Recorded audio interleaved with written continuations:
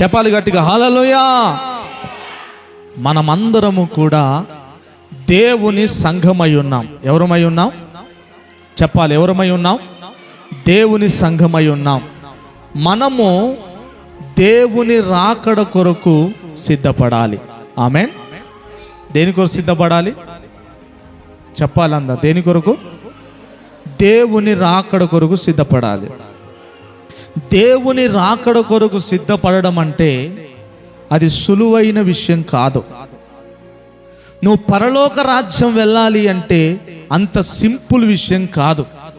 నువ్వు దేవుని ఎదుట బలానమ్మకమైన దాసుడా దాసురాలా అని దేవుని ఎదుట తలెత్తుకొని నువ్వు నిలవబడాలి అంటే చిన్న విషయం కాదు. దేవుడి దగ్గర ఒక మెప్పును పొందాలి అంటే చిన్న విషయము కాదు. దేవుని రాజ్యములో ఆస్తులు అమ్ముకున్న వారు ఉన్నారు, ప్రాణాలు పోగొట్టుకున్న వారు ఉన్నారు. మొన్న మేము మీటింగ్స్కి వెళ్ళినప్పుడు ఒక దైవ సేవకుడు చెప్తా ఉన్నాడు, 25 లక్షల ఆస్తి.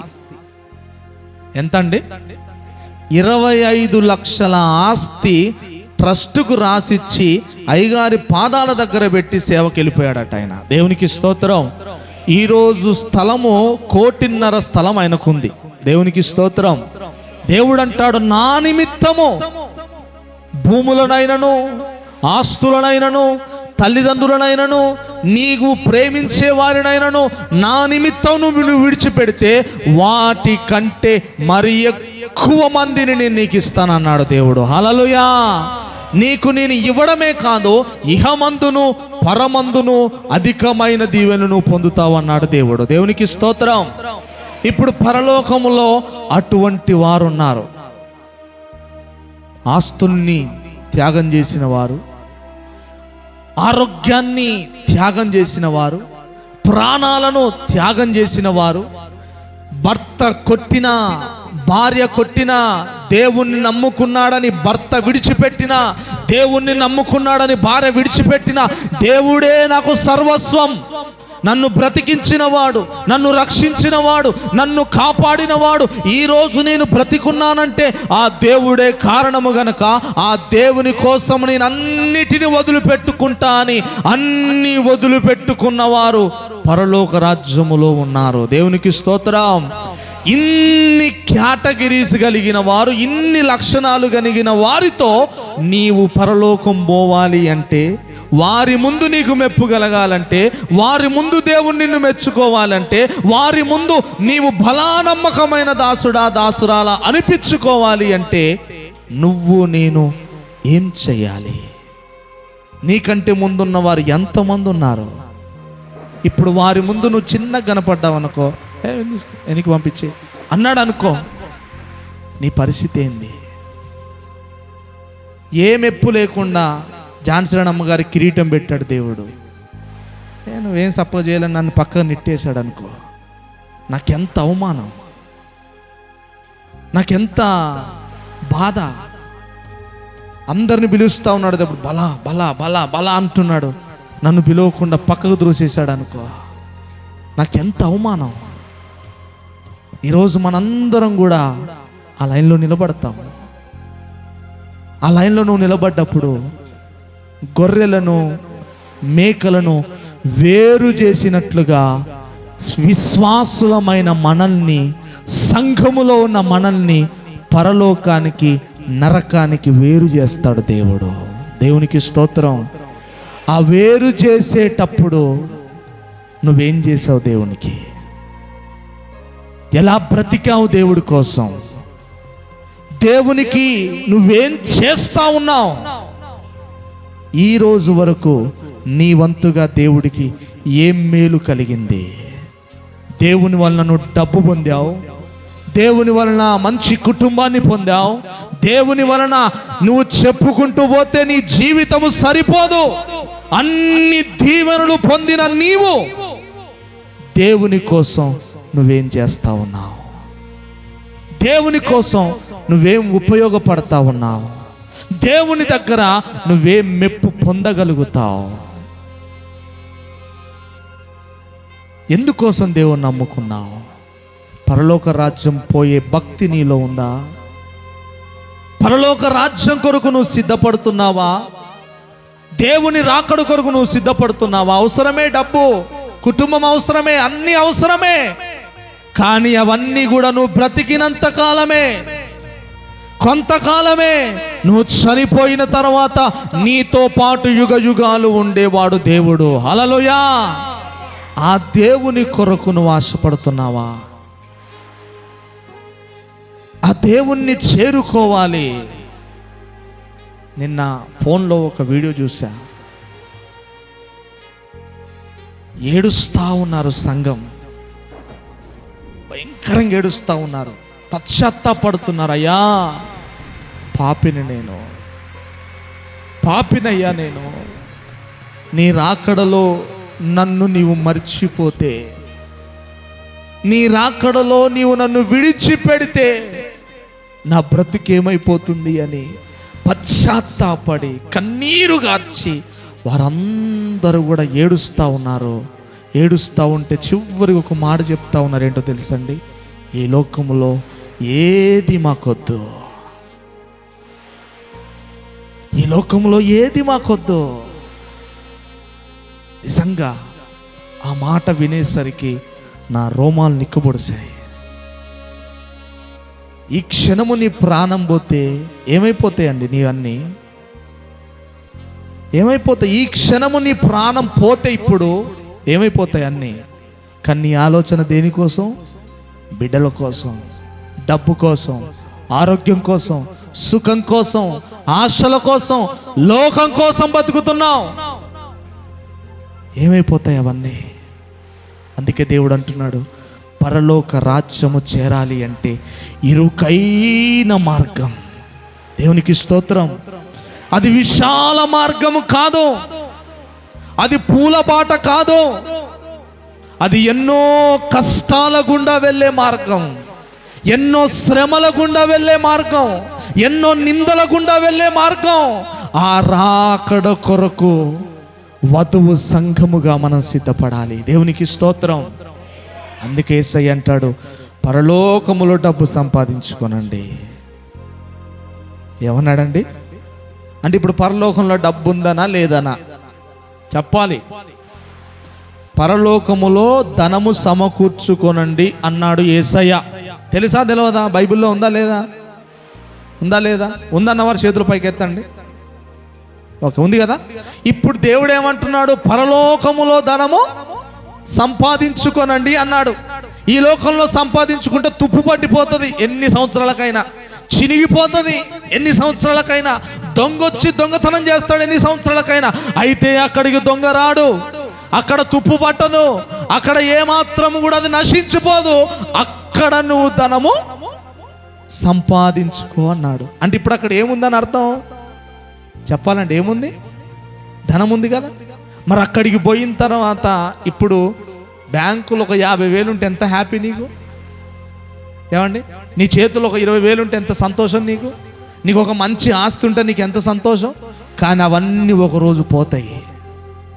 కానీ ఒకరోజు నువ్వు యేసే దగ్గరికి వెళ్తావు, అక్కడ నీ చేతిలో నీ బ్యాంకులో ఒక్క రూపాయి లేకపోతే 1000 సంవత్సరాలు నువ్వు బ్రతకాలి, కోట్ల సంవత్సరాలు నువ్వు బ్రతకాలి. మరణం రాదు నీకు, చావు రాదు నీకు. ఎల్లప్పుడూ కూడా దేవునితోనే నువ్వు ఉండాలి. అక్కడ నీ పరిస్థితి ఏంటి? అక్కడ నువ్వు ఎలా ఉండాలి? అక్కడ నువ్వు ఎలా ఉంటావు? ఈరోజు నువ్వు చేసే భక్తి అక్కడ నీ స్థాయిని డిసైడ్ చేస్తుంది. హల్లెలూయా. పిచ్చోళ్ళై కాదు ఆస్తులు అమ్ముకునేది, పిచ్చోళ్ళై కాదు ఆరోగ్యాన్ని పక్కన పెట్టేది, పిచ్చోళ్ళై కాదు దేవుని కంటే అందరినీ వదిలిపెట్టేది. దేవుని రాజ్యములో నేను ఘనుడుగా ఘనురాలుగా ఉండాలి. హల్లెలూయా. చెప్పాలి గట్టిగా హల్లెలూయా. చెప్పాలి గట్టిగా హల్లెలూయా. ప్రధాన కాపరిగా, ప్రధాన యాజకుడిగా దేవుడు ప్రత్యక్షమైనప్పుడు నిన్ను మరువకూడదు దేవుడు. ఆమేన్. ఎన్ని వేల మందిలో నువ్వున్నా, ఎన్ని లక్షల మందిలో నువ్వున్నా, మన కాపరి, మనల్ని రక్షించిన వాడు నిన్ను మర్చిపోకూడదు. ఆమేన్.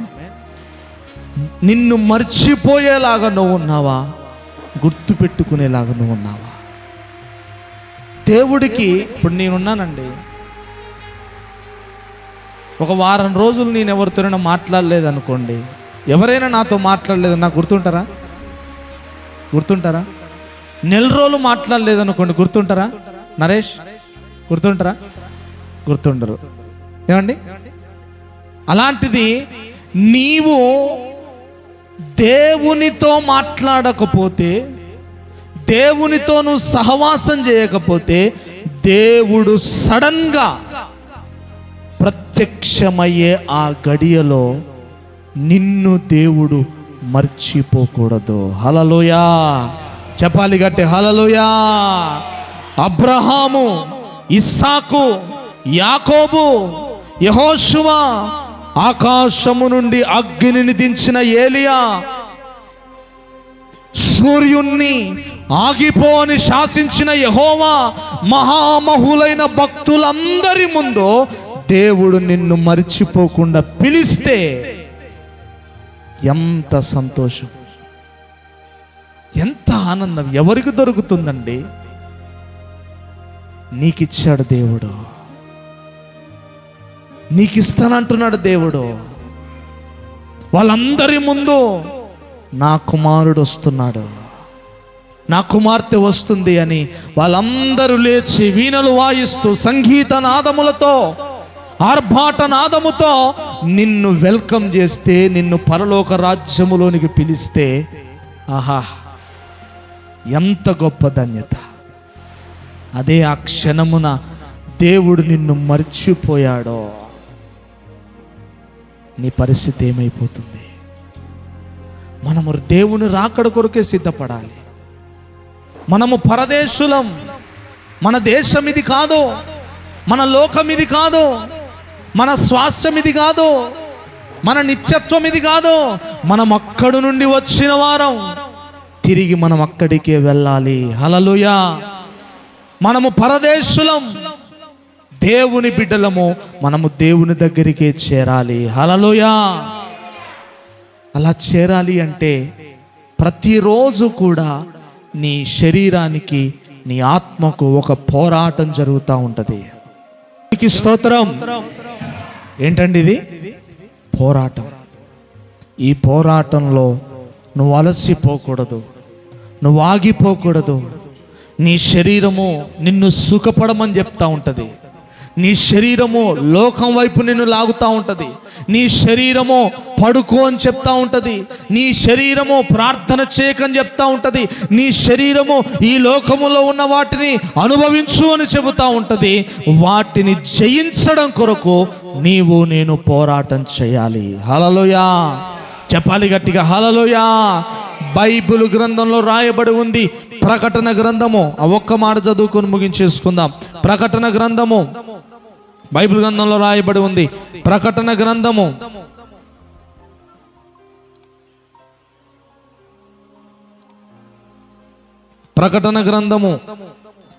3వ అధ్యాయము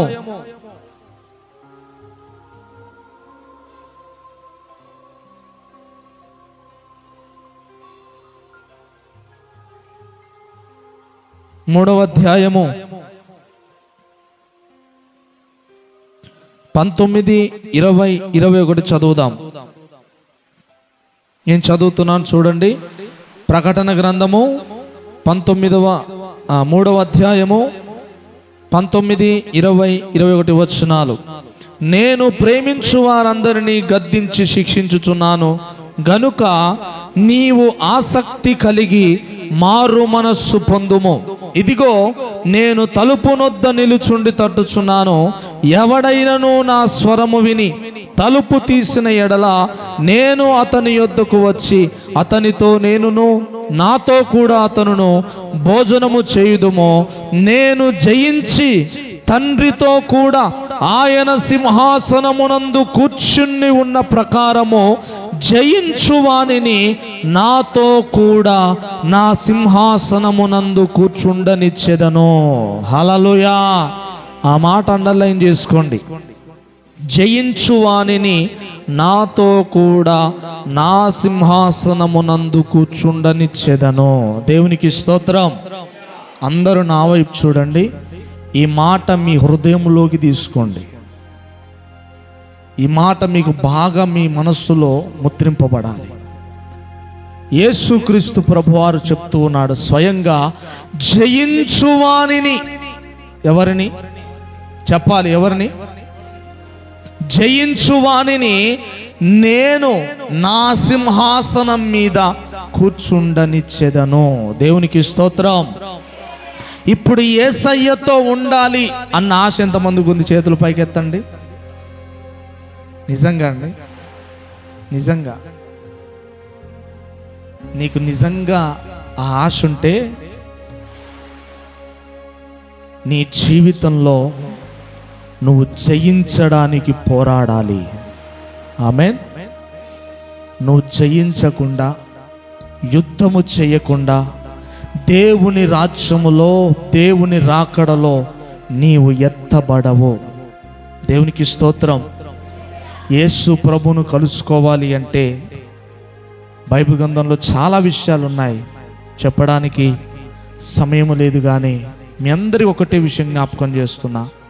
ఏదో చర్చికి వచ్చామా, వెళ్ళిపోయామా అని నువ్వు కాలక్షేపం కొరకు ఏదో మామూలుగా నువ్వు వస్తా ఉంటే దేవుడు నీకు ఇచ్చే అనేకమైన మేలులను పోగొట్టుకుంటావు.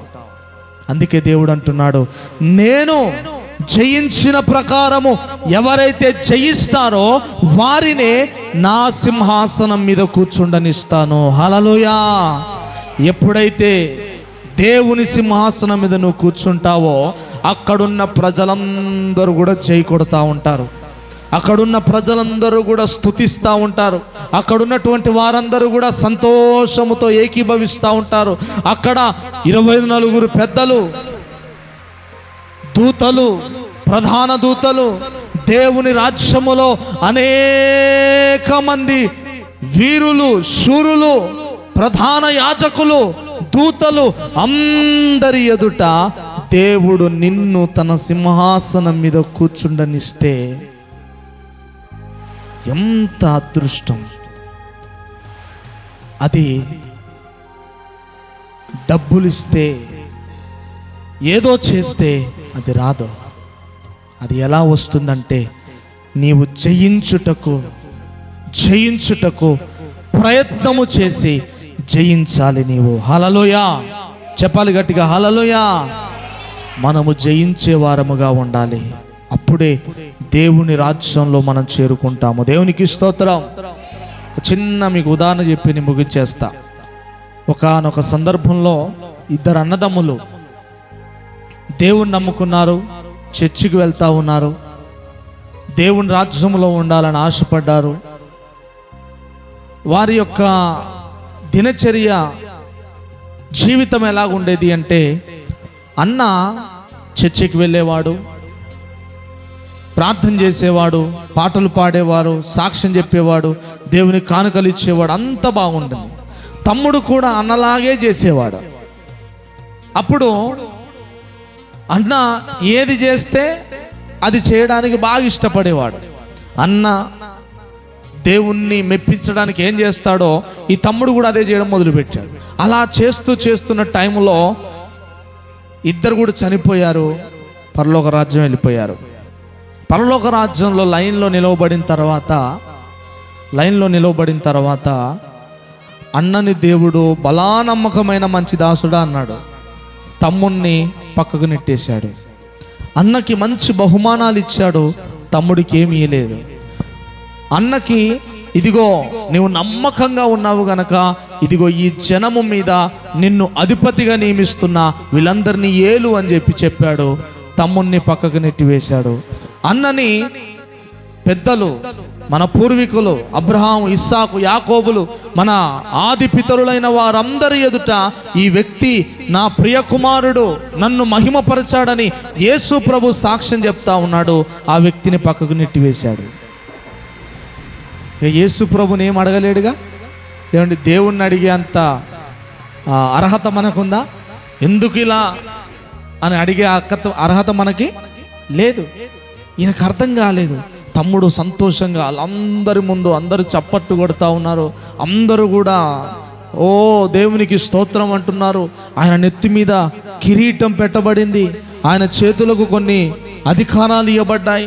ఆ వ్యక్తిని చూసి ఆ రాజ్యములో ఉన్న వారందరూ కూడా ఎంతో సంతోషిస్తూ ఉన్నారు. ఈ వ్యక్తిని చూసి అందరూ కూడా పో పక్కకు పో అని పక్కకు పోయి నెట్టేశారు. తర్వాత కొద్దిసేపు అయిన తర్వాత ఆ తమ్ముడు ఒక దేవదూతను అడుగుతా ఉన్నాడు, అయ్యా మా అన్న ప్రార్థన చేశాడు, నేను ప్రార్థన చేశా. మా అన్న చర్చికి వెళ్ళాడు, నేను చర్చికి వెళ్ళా. మా అన్న ఉపవాసం ఉన్నాడు, నేను ఉపవాసం ఉన్నా. మా అన్న ఏది చేశాడో అన్నీ నేను చేశానయ్యా. మరి నాకెందుకు దేవుడు ఏమీ ఇవ్వలేదు అని ప్రశ్నించాడు. అప్పుడు దేవదూత అన్నాడు, అయ్యా మీ అన్న ఏం చేశాడో అన్నీ నువ్వు చేశావు, కానీ మీ అన్న జయించాడు, నువ్వు ఓడిపోయావు. హల్లెలూయా. ప్రతిరోజు నీ శరీరాన్ని నువ్వు జయించలేదు, నీ అన్న జయించాడు. నీ అన్నకొచ్చే కోరికలను నీ అన్న జయించాడు, నువ్వు జయించలేదు. నీ అన్నకు సాతానుడు అనేక రకాలైన శోధనలు పెట్టాడు, నీ అన్న నిలవబడ్డాడు, నేను నిలవబడలేదు. నీ అన్నకు సాతానుడు అనారోగ్యం పెట్టినా దేవుడే నాకు ముఖ్యమన్నాడు. నీకు అనారోగ్యం వచ్చినప్పుడు నువ్వు ఇంటికాడ పడుకున్నావు. నీకు ఆరోగ్యం బాగాలేనప్పుడు మీ అన్న పాటలు పాడుతూ స్తుతించాడు. నీకు ఆరోగ్యం బాగాలేనప్పుడు ఇంట్లో పడుకొని కనీసం ప్రార్థనగా నువ్వు చేయలేదు. నీ అన్న జయించి ఇక్కడికి వచ్చాడు గనక మెప్పు పొందాడు. నీవు అన్నీ చేశావు కానీ నువ్వు జయించలేదు అన్నాడు. దేవునికి స్తోత్రం. అంటే అర్థం ఏంటండి? చర్చికి రావడం, పాటలు పాడడం, వాక్యం చదవడం, కానుకలు ఇవ్వడం, ఇవి నిన్ను పరలోకం తీసుకుని వెళ్ళవు. ఏవి తీసుకుని వెళ్తాయంటే నీ జీవితములో దేవుని రాజ్యానికి అడ్డుగా ఏవైతే ఉంటాయో వాటిని నువ్వు ఎవరైతే జయిస్తారో వారే పరలోక రాజ్యంలో ఉంటారు. దేవునికి స్తోత్రం. చర్చికి రాకుండా ఆటంకం, పాట పాడకుండా ఆటంకం, ప్రార్థన చేయకుండా ఆటంకం, నిలువు మోకాళ్ళు వేయకుండా ఆటంకం, వాక్యం వినకుండా ఆటంకం, చర్చికి వెళ్ళకుండా ఆటంకం, కానుక ఇవ్వకుండా ఆటంకం, నమ్మకంగా ఉండకుండా ఆటంకం, అనేక రకాలుగా అపవాది నిన్ను ఆటంకపరుస్తూ ఉంటే నువ్వు వాటిలో శోధనలో పడిపోతున్నావా, వాటికి లొంగిపోతున్నావా, వాటితో నువ్వు పోరాటము చేసి జయించడానికి ముందుకెళ్తా ఉన్నావా? దేవునికి స్తోత్రం. దానిని బట్టే నీ స్థాయి పరలోకములో తేల్చబడుతుంది. హల్లెలూయా. మనకి ఎలా ఉంటుందంటే చర్చికి వెళ్తే పరలోకం వెళ్ళిపోతాం, ప్రార్థన చేసుకుంటే పరలోకం వెళ్ళిపోతాం, పాట పాడితే పరలోకం వెళ్ళిపోతాం, కానుకిస్తే పరలోకం వెళ్ళిపోతాం, దేవుణ్ణి నమ్ముకుంటే పరలోకం వెళ్ళిపోతాం అనుకుంటారు. కానీ బైబిల్ గ్రంథంలో ప్రభువా ప్రభువా అని పిలుచువాడు పరలోక రాజ్యములో చేరడు. ఎవరు చేరతారు చెప్పండి? ఆ వాక్యాన్ని పూరించి మీరు ఆగండి అక్క, ఆ మిగతాలు చెప్పండి, అమ్మగారు తప్ప. ప్రభువా ప్రభువా అని పిలుచు ప్రతివాడు పరలోక రాజ్యం చేరడు. మరి ఎవరు చేరతాడు? ఎవరు తెలియదండి వాక్యం. భక్తుడైన దావీదు అంటాడు, నీ వాక్యము నా పాదములకు దీపము. ఇప్పుడు నీకు వాక్యం తెలియలేదు కనుక నువ్వు చీకట్లో ఉన్నావు, నీకు వెలుగు లేదు. పరలోక రాజ్యం పోవాలంటే నీకు త్రోవ దొరవట్లే. ఎందుకు? వాక్యము నీలో లేదు గనక, వాక్యము నువ్వు చదవట్లేదు గనక, వాక్యము నీకు గుర్తు రావట్లేదు గనక. నీ వాక్యమే నా పాదములకు దీపము. నువ్వు వాక్యం చదివితే ఈ అంధకార లోకంలో నీ ఆత్మీయ జీవితంలో వెలుగులో నడవడానికి వాక్యమే నీ పాదములకు దీపమై ఉండాలి. ఆమేన్. నువ్వు వాక్యం చదివితేనే విశ్వాసంలో ఎట్లా వెళ్ళాలి, వెలుగు కనబడుతుంది. ప్రార్థన ఎట్లా చేయాలి, వెలుగు కనబడుతుంది. అంటే అర్థం ఏంటి? వెలుగులో స్పష్టంగా చేస్తాం.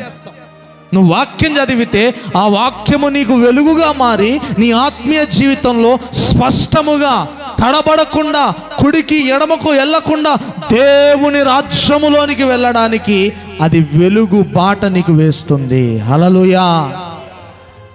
ప్రభువా ప్రభువా అని పిలుచు ప్రతివాడు పరలోక రాజ్యం చేరడు. ఎవరు చేరుతారంటే పరలోకమందున్న నా తండ్రి చిత్తము చొప్పున చేయువాడే పరలోక రాజ్యం పోతాడు. ఇది వాక్యం కంప్లీట్. సగం తెలిస్తే ఏమవుతుందండి? నువ్వు చల్లగానైనా ఉండు, వెచ్చగానే ఉండు, అటు ఇటు కాకుండా ఉన్నావు అనుకో, అంటే అది కొంచెం ఇది కొంచెం, అప్పుడేమన్నాడు? నా నోట్లోకి వెళ్ళి నిన్ను ఏమన్నాడు చెప్పండి? ఉమ్మి వేసేస్తా. కనుక మనం ఏం చేయాలి? జయించాలి.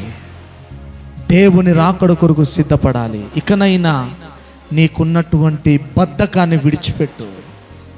నీకున్నటువంటి నీరసాన్ని విడిచిపెట్టు.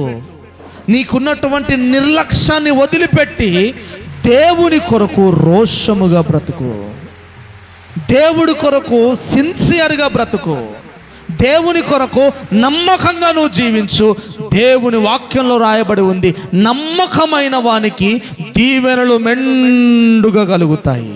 దేవునికి స్తోత్రం. నువ్వు నమ్మకంగా ఉండు. కష్టం వచ్చినా, బాధ వచ్చినా, ఇరుకైనా, నిందైనా, బాధైనా, అనారోగ్యమైన నమ్మకంగా నువ్వు ఉండు. దేవుడు నీ పక్షాన నిలవబడతాడు. హల్లెలూయా, హల్లెలూయా. చూడండి, బ్రతికినంత కాలము కింద పడేసిన రొట్టె ముక్కలు, మాంసం ముక్కలు, బొక్కలు తిని బతికాడు లాజరు. ఏమండి? బతికినంత కాలం కుక్కలు వచ్చి కురుపులను నాకుతా ఉన్నాయి, సొనకారుతా ఉంది. భయంకరమైనటువంటి కుష్టు రోగముతో, అంటువ్యాధితో బ్రతికినంత కాలము శ్రమ పడ్డాడు. కానీ ఒక్కటి తెలుసుకున్నాడు, నేను ఎన్ని శ్రమలు పడ్డా దేవుని కోసం నేను పడుతున్నా గనక నా దేవుని దగ్గర నాకు మెప్పు దొరుకుతుంది. హల్లెలూయా. ఏమండి? శ్రమ పడుతున్నావా? బాధపడకు. నిందించబడుతున్నావా? బాధపడకు. ఏమీ నీకు లేదా? బాధపడకు. ఎవ్వరు నిన్ను ప్రేమించట్లేరా? బాధపడకు. అందరిలాగా నీకు అది ఇది లేదా? బాధపడకు. బైబిల్లో రాయబడి ఉంది, బీదలైన మీరు ధన్యులు, పరలోక రాజ్యం మీది. హల్లెలూయా. ఎవరిదండి పరలోక రాజ్యం? ధనవంతుడికి పరలోక రాజ్యంలో చోటు లేదు. ధనము సమస్త కీడులకు మూలం. నీకున్న దాంట్లో తృప్తిగా దేవుణ్ణి వెంబడించు. నీకున్న దాంట్లో నమ్మకంగా ప్రార్థనలో ఉండు. నీకున్న దాంట్లో నమ్మకంగా ఉపవాస ప్రార్థన చేయి. నీకున్న దాంట్లో నమ్మకంగా దేవుని కొరకు నువ్వు ప్రయాసపడు. దేవునికి స్తోత్రం. ఏమండి? దేవుడు నిన్ను నిలవబెట్టి ఒకటే మాట, ఏం చేసావు నా కోసం అడిగితే నీ జవాబేంటి? ఏం చేసావు దేవునికి?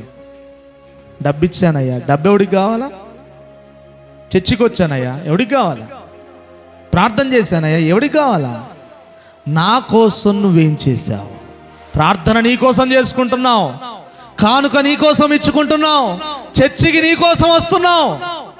నా కోసం ఏం చేశావు? నా కోసం నువ్వేం చేశావు? దేవుడు నిన్ను అడిగితే నీ జవాబేంటి? ఏంటండి? అలా మౌనంగా తలదించుకొని సిగ్గుపడే స్థితిలో ఉండొద్దు. ఈరోజు దేవుడు అవకాశం ఇస్తా ఉన్నాడు. ఇక నుంచైనా దేవుని ఎదుట మెప్పు పొందడానికి బ్రతుకు. దేవుని రాజ్యములో ధనము సంపాదించడానికి సిద్ధపడు. దేవుని రాజ్యములో ఒక ఉన్నతమైన స్థానములో ఉండడం కొరకు పోరాటం చేయి. దేవుని రాజ్యములో కిరీటములు, బహుమానములు పొందడం కొరకు బ్రతుకు. అప్పుడు నీ జీవితము ధన్యకరమవుతుంది. నీ జీవితము అనేకులకు దీవెనకరంగా మారుతుంది. నీ జీవితంలో ఎల్లప్పుడూ దేవుని సహాయము, దేవుని దయ నీకు తోడుగా ఉంటుంది. దేవునికి స్తోత్రం.